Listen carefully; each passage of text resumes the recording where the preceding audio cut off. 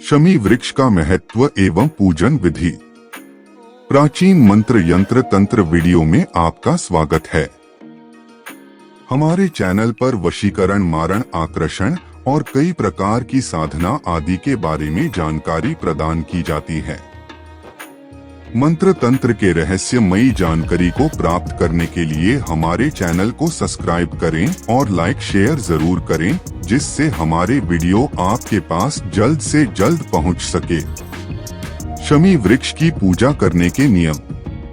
स्नानोपरांत साफ कपड़े धारण करें। फिर प्रदोष काल में शमी के पेड़ के पास जाकर सच्चे मन से प्रमाण कर उसकी जड़ को गंगा जल, नर्मदा का जल या शुद्ध जल चढ़ाएं। उसके बाद तेल या घी का दीपक जलाकर उसके नीचे अपने शस्त्र रख दें।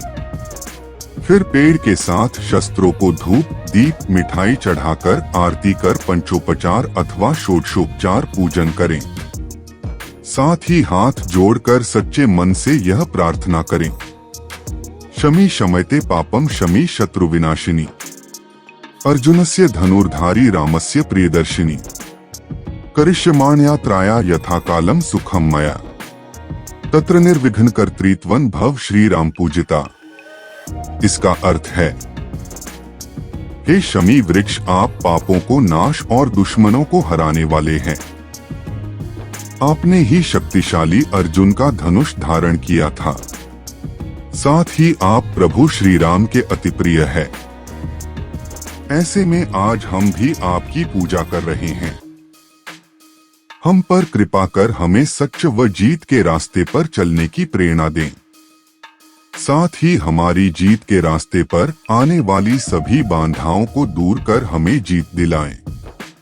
यह प्रार्थना करने के बाद अगर आपको पेड़ के पास कुछ पत्तियां गिरी मिलें तो उसे प्रसाद के तौर पर ग्रहण करें। साथ ही बाकी की पत्तियों को लाल रंग के कपड़े में बांधकर हमेशा के लिए अपने पास रखें। इससे आपके जीवन की परेशानियां दूर होने के साथ दुश्मनों से छुटकारा मिलेगा। इस बात का खास ध्यान रखें कि आपकी पेड़ से अपने आप गिरी पत्तियां उठानी है। खुद पेड़ से पत्तों को तोड़ने की गलती न करें। शमी वृक्ष के गुण एवं महत्व। शमी को गणेश जी का प्रिय वृक्ष माना जाता है और इसकी पत्तियां गणेश जी की पूजा में भी चढ़ाई जाती हैं, जिसमें शिव का वास भी माना गया है, जो श्री गणेश के पिता हैं और मानसिक क्लेशों से मुक्ति देने वाले देव हैं।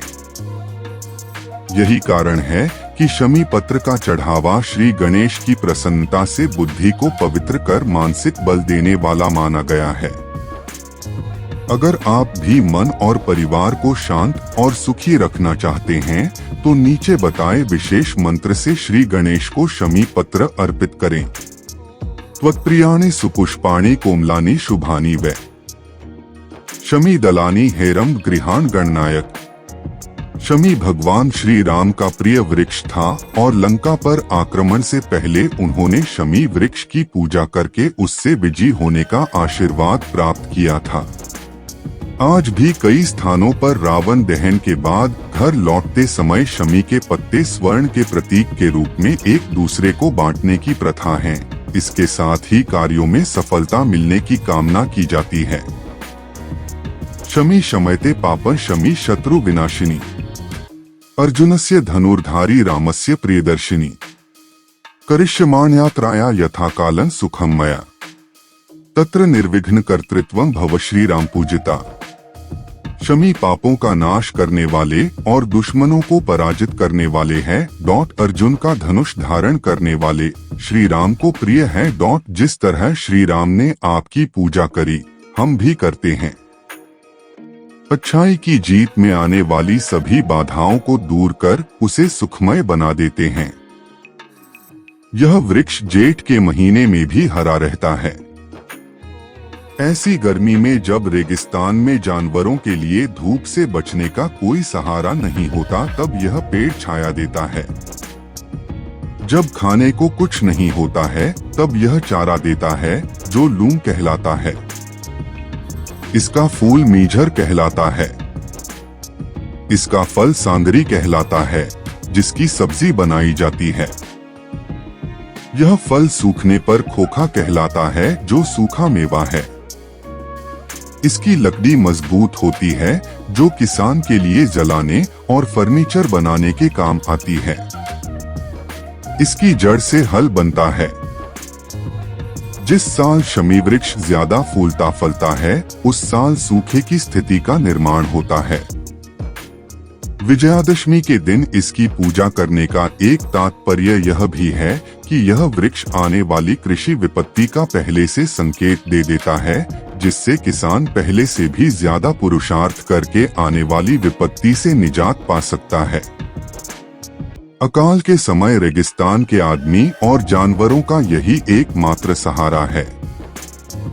सन 1899 में दुर्भिक्ष अकाल पड़ा था, जिसको छपनिया अकाल कहते हैं। उस समय रेगिस्तान के लोग इस पेड़ के तनों के छिलके खाकर जिंदा रहे थे।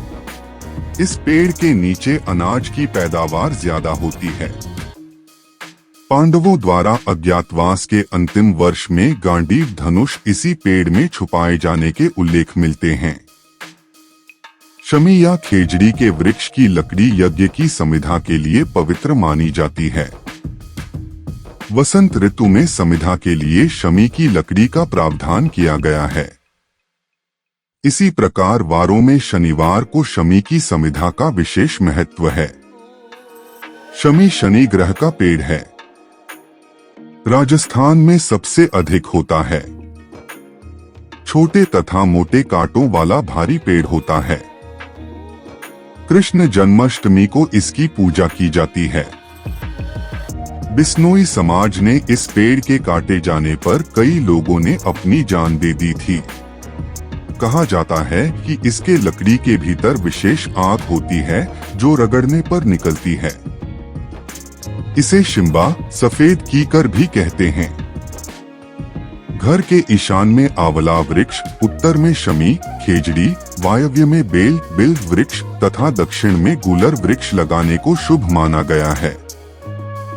कवि कालिदास ने शमी के वृक्ष के नीचे बैठकर तपस्या करके ही ज्ञान की प्राप्ति की थी। ऋग्वेद के अनुसार आदिम काल में सबसे पहली बार पुरुओं ने शमी और पीपल की टहनियों को रगड़कर ही आग पैदा की थी। कवियों और लेखकों के लिए शमी बड़ा महत्व रखता है। भगवान चित्रगुप्त को शब्दों और लेखनी का देवता माना जाता है और शब्द साधक यमद्वितीया को यथासंभव शमी के पेड़ के नीचे उसकी पत्तियों से उनकी पूजा करते हैं। नवरात्र में मां दुर्गा की पूजा भी शमी वृक्ष के पत्तों से करने का शास्त्र में विधान है। इस दिन शाम को वृक्ष का पूजन करने से आरोग्य व धन की प्राप्ति होती है। कहते हैं एक आक के फूल को शिवजी पर चढ़ाना से सोने के दान के बराबर फल देता है। 1000 आक के फूलों की अपेक्षा एक कनेर का फूल 1000 कनेर के फूलों के चढ़ाने की अपेक्षा एक बिल्वपत्र से मिल जाता है। 1000 बिल्वपत्रों के बराबर एक द्रोण या गुमा फूल फलदायी। 1000 गुमा के बराबर एक चिचिड़ा, 1000 चिचिड़ा के बराबर एक कुश का फूल, 1000 कुश फूलों के बराबर एक शमी का पत्ता, 1000 शमी के पत्तों के बराबर एक नीलकमल, 1000 नीलकमल से ज्यादा एक धतूरा और 1000 धतूरों से भी ज्यादा एक शमी का फूल शुभ और पुण्य देने वाला होता है। इसलिए भगवान भोलेनाथ को प्रसन्न करने के लिए एक शमी का पुष्प चढ़ाएं, क्योंकि यह फूल शुभ और पुण्य देने वाला होता है। इसमें औषधीय गुण भी है। यह कफनाशक, मासिक धर्म की समस्याओं को दूर करने वाला और प्रसव पीड़ा का निवारण करने वाला पौधा है। शमी पौधे की पूजा करने से आपको क्या क्या लाभ मिलता है? शमी शनिदेव को प्रिय है, इसलिए शमी की पूजा सेवा करने से शनि की कृपा प्राप्त होती है और समस्त संकटों का नाश होता है। आइए जानते हैं शमी के पौधे के क्या क्या उपाय किए जा सकते हैं। इसके जड़ को शनि रत्न के स्थान पर धारण कर सकते हैं। पुष्प का अनंत महात्म्य है।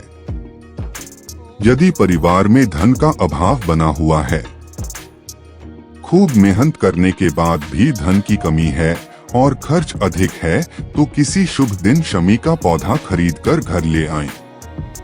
शनिवार के दिन प्रातः स्नान आदि से निवृत्त होकर नए गमले में शुद्ध मिट्टी भरकर शमी का पौधा लगा दें। इसके बाद शमी पौधे की जड़ में एक पूजा की सुपारी, अक्षत पौधे पर गंगाजल अर्पित करें और पूजन करें। पौधे में रोज पानी डालें और शाम के समय उसके समीप एक दीपक लगाएं। आप स्वयं देखेंगे धीरे धीरे आपके खर्च में कमी आने लगेगी और धन संचय होने लगेगा। शनिवार को शाम के समय शमी के पौधे के गमले में पत्थर या किसी भी धातु का एक छोटा सा शिवलिंग स्थापित करें। शिवलिंग पर दूध अर्पित करें और विधि विधान से पूजन करने के बाद महामृत्युंजय मंत्र की एक माला जाप करें। इससे स्वयं या परिवार में किसी को भी कोई रोग होगा तो वह जल्दी ही दूर हो जाएगा। कई सारे युवक युवतियों के विवाह में बाधा आती है। विवाह में बाधा आने का एक कारण जन्म कुंडली में शनि का दूषित होना भी है। किसी भी शनिवार से प्रारंभ करते हुए लगातार 45 दिनों तक शाम के समय शमी के पौधे में घी का दीपक लगाएं और सिंदूर से पूजन करें। इस दौरान अपने शीघ्र विवाह की कामना व्यक्त करें। इससे शनि दोष समाप्त होगा और विवाह में आ रही बाधाएं समाप्त होंगी। जन्म कुंडली में यदि शनि से संबंधित कोई भी दोष है तो शमी के पौधे को घर में लगाना और प्रतिदिन उसकी सेवा पूजा करने से शनि की पीड़ा समाप्त होती है। जिन लोगों को शनि की 7.5 या ढैया चल रहा हो उन्हें नियमित रूप से शमी के पौधे की देखभाल करना चाहिए। उसमें रोज पानी डालें, उसके समीप शाम के समय दीपक लगाएं। शनिवार को पौधे में थोड़े से काले तिल और काले उड़द अर्पित करें। इससे शनि की 7.5 का दुष्प्रभाव कम होता। यदि आप बार बार दुर्घटनाग्रस्त हो रहे हों तो शमी के पौधे के नियमित दर्शन से दुर्घटनाएं रुकती हैं।